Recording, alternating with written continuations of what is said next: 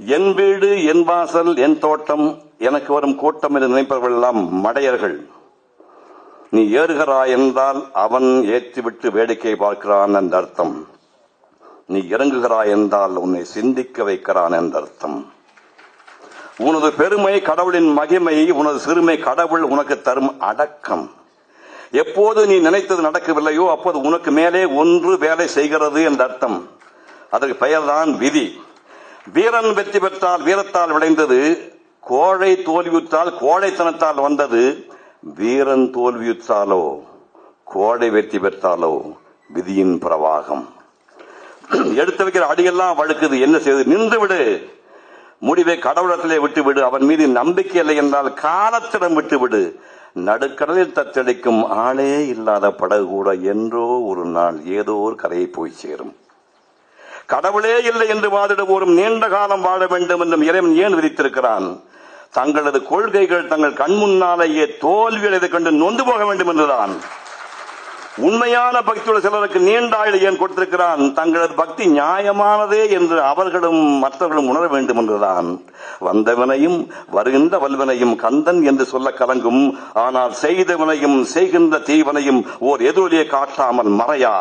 நீ விதைத்த வினைகளை நீயே அறுவடை செய்த பின்னால் தான் அந்த நிலத்திலே வேறு பயிர்களை பயிரிட முடியும். ஆசைகள் அற்ற இடத்தில் குற்றங்கள் அற்று போகின்றன. குற்றங்களும் பயங்களும் அற்று போய்விட்டால் மனிதனுக்கு அனுபவங்கள் இல்லாமல் போயிடுகிறது. அனுபவங்கள் இல்லை என்றால் நன்மை தீமை உணர முடியாது. தவறுகளின் மூலமே மனிதன் உண்மையை உணர வேண்டும் என்பதற்காக இறைவன் ஆசையை தூண்டி விடுகிறான். நம்மிடம் ஏதுமில்லை என்று நினைப்பது ஞானம், நம்மை தவிர ஏதுமில்லை என்று நினைப்பது ஆணவம். ஞானம் பணிந்து பணிந்து வெற்றி மேல் வெற்றி குவிக்கிறது, ஆணவம் நிமிர்ந்து நின்று அடிமாங்குகிறது.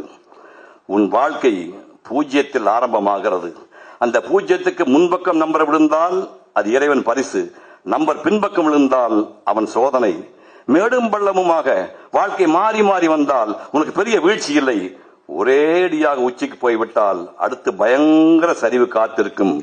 வீழ்ச்சியில் கலக்கமோ எழுச்சியில் மயக்கமோ கொள்ளாதே. ஆசைகள் 3 விதம்: மண்ணாசை, பெண்ணாசை, பொன்னாசை. மண்ணாசை வளர்ந்து விட்டால் கொலை விழுகிறது, பெண்ணாசை வளர்ந்து விட்டால் பாவம் நிகழ்கிறது, பொன்னாசை வளர்ந்து விட்டால் களவு நடக்கிறது. இந்த 3இல் ஓராசை கூட இல்லாதவன் மிக குறைவு. எனவே இவை கடந்து பற்றற்று வாழ்வதே உயர்ந்த வாழ்க்கை. பற்றற்று வாழ்வது என்றால் அனைத்தும் திறந்துவிட்டு ஓடி போய் சன்னியாசி ஆவதல்ல. இருப்பது போரும், வருவது வரட்டும், போவது போகட்டும், மிஞ்சுவது மிஞ்சட்டும் என்று சலனங்களுக்கு ஆட்படாமல் இருப்பதே பற்றற்ற வாழ்க்கை. அழகில்லாத உருவங்களை ஒதுக்காதீர்கள், அதற்குள்ளே ஆன்மா தவித்துக் கொண்டிருக்கிறது. அழகான உருவங்களுக்கு ஏங்காதீர்கள், அங்கே ஆணவம் தலை தூக்கி நிற்கிறது. பணக்காரன் வீட்டு படிக்கட்டுகள் ஏறாதீர்கள், அங்கே அவமானம் உங்களுக்கு காத்துக் கொண்டிருக்கிறது. மேதைகளை உச்சி உணர போடாதீர்கள், அந்த மேதைத்தனம் அத்தோடு முடிந்து விடுகிறது. செல்வம் சேர்க்க தொழில் நடத்துபவன் கடனாளியாவதும் நடக்கக்கூடியதே. சுகத்துக்காக திருமணம் செய்து கொள்பவன் தொல்லைப்படுவதும் கண்கூடானதே. வசதிக்காக கார் வாங்குபவன் விபத்துக்குள்ளாவதும் தவிர்க்க முடியாதே. சுகம் தலையாக இருந்தால் துக்கம் வாளாக இருக்கிறது. தலையை பிடித்து தூக்கினால் வாடும் கூடவே வருகிறது. பகவான் ரமணருக்கு ஒரு கோவணத்தில் இருந்த நிம்மதி ஃபரூக் மன்னருக்கு பட்டு பீதாமணி கிடைக்கவில்லை. காஞ்சி பெரியவருக்கு கால்நடைய கிடைத்த நிம்மதி கடன்கார சினிமாக்காரனுக்கு கால் சவால் கிடைக்கவில்லை. காலுக்கு செருப்பு இல்லாதவர்கள் காலே இல்லாதவர்களை பார்த்து ஆதரடையுங்கள். தலைக்கு எண்ணெய் இல்லையே என்று வருத்தப்படுகிறவர்கள் தலைக்கு முடியே இல்லாதவர்களை பார்த்து ஆதரடையுங்கள். யானை மீது ஏறி கீழே விழுபவனை பார்த்து யானையை வேண்டாம் என்று முடிவு செய்யுங்கள். அடக்கமுடன் வாழும் குடும்ப தலைவன் அடக்கமின்றி வாழும் துறவியமனை மேலானவன்.